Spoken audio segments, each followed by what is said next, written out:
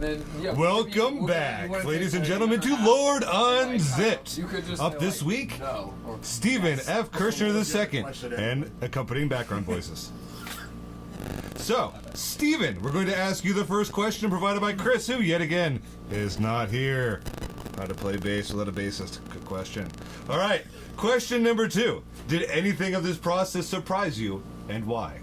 Oh, that is not a very good question, but I'll tell you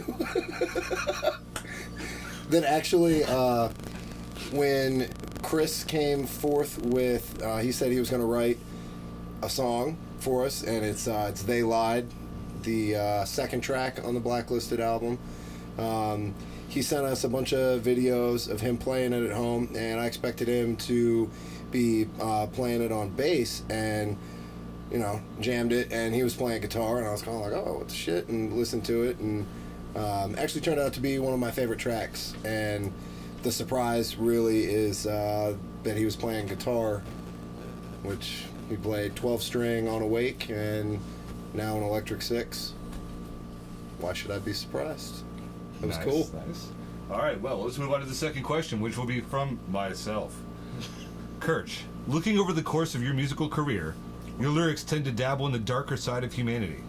What made you decide to write the more positive and uplifting vocals found on this album?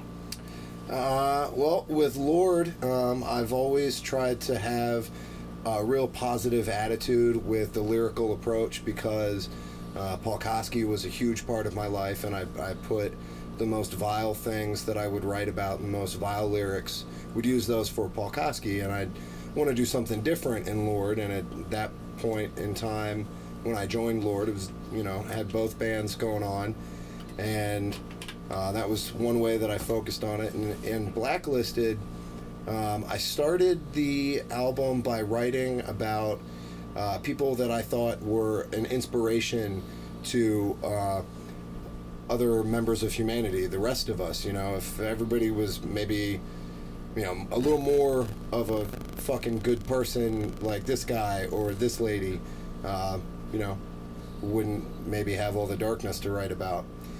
So I chose a couple people, Tom Mitchell from Still Brave Foundation being one. Mile After Mile, the first song on the record, is all about Still Brave and what Tom Mitchell's done to bring awareness for childhood cancer.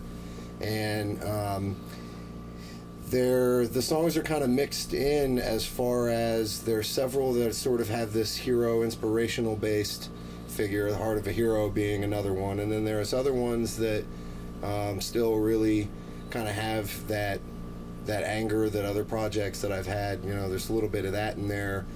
Blacklisted, for example, just a really nasty track, and lyrically it comes from a more extremely agitated place than I've really ever written stuff for Lord about that. So I think that sort of translated into Blacklisted, because without having Paul Kosky in my life now, it's just kind of natural, as Lord is really, my main focus musically, that would be an outlet for that as well. But I also, at the same time, don't want to move away from that positive thing that I've always included with writing lyrics for Lord. And it helps me stay positive as well, yeah. Sounds good. Now, up for our next question here. Todd, come on down. Is that FFK, the deuce? Deuce! Dude? Deuce! Respecting Deuce, that, man. motherfucker! Deuce, deuce. Dude, I really like fucking those super shoes, man. serious fucking Steve Kirchner. Kirchner the deuce. The deuce. They call him Kerch. I don't know if that there's shit an is H in there, fucking... right? Yeah, anyway, so... my man, what I wanted to ask you was... I feel like with every new release of everything you've done, particularly from my work with you and Paul Kosky, going forward into Lord, and so on, you do this new thing every time. Every time you bring something new to the table vocally. And it's hard to describe what you're doing different, and I think I talked about it a little bit earlier, is it's a little bit more, it's cleaner, but still with some grit. Can you talk about what influenced you to do something new? Because I know that it wasn't just like, where did you get the influence from to change what you've changed in your voice for this release? Well, every time I do something, you know, I want to maintain the craft and the sounds that I've already learned and loved using, and I like to continue to build on that. So, you know, hopefully and ideally every time you hear some of the same stuff, and I've always really tried to push myself on every record to get better at something, or several things. Enunciation, a new sound, a new voice on every record is something that's been important to me for a very long time. You know, as far as what the inspiration is for that new voice, could be several different things. A lot of Lord's lyrics historically have been influenced heavily by hip-hop, actually, and sort of even in the delivery, not necessarily the voice that's being used, but and you had mentioned Travis Ryan earlier when we were talking, and he's somebody that we've gotten to talk to, and you know, he's said that he does something new every time, and you know, I really dug that there was somebody else that was pushing themselves every time to do something new, and I have mad respect for that dude. He's got an awesome voice.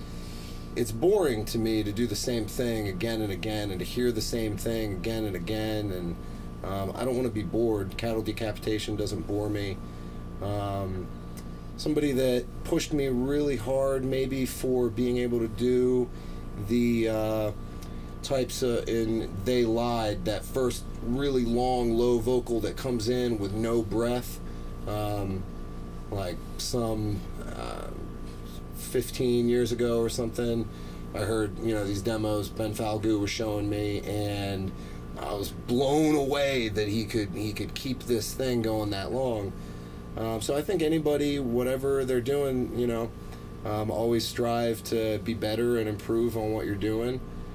I think for me, the new voice that stuck out the most was, you know, the taking that vomit thing that I've been messing with on several recent releases, and being able to sing with it at the same time. You hear it in the very beginning and the very end of Blacklisted. It's a real nasty, gritty sound, and did a lot more what I call the scrowl on Blacklisted, which is the variations of low vocals with the sing, you know, trying to sing with the low vocals, and just every time adding some different level of highness or lowness, or all the little variations in between. Respect the neck. Neck respect. Very nice. And our last question here of the evening, Wilfredo. Back. Well, since the guys pretty much touched upon most of the stuff that I was trying to get at as far as your lyrical concepts and different uses of your vocals or whatever, what I'm going to go with on my question is, what do you feel you do as a vocalist and as a frontman to set yourself apart from the rest of the pack, and how does that evolve with each release that you do? Especially with the Blacklisted. I think, you know, to start, I feel like there's a lot of, I want to use a word other than generic, but it's not coming to mind at the moment, of sort of generic vocals that sort of fake angry. I don't write an angry song if I'm not angry. I don't, you know, I choose the lyrics that I write, I tailor them to each song. Blacklisted is a pissed off song.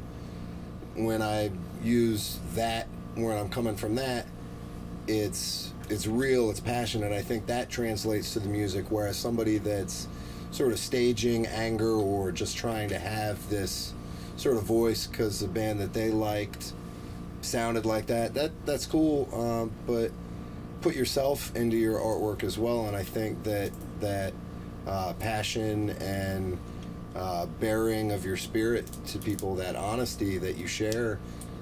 It's part of, a lot of the lyrical stuff about the loss of human connection. I